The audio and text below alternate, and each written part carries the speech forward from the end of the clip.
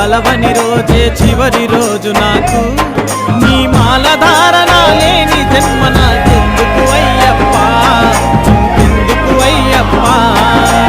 ఊపిరి సైతము దేహము వదిలి వెళ్ళిపోవునయ్యప్ప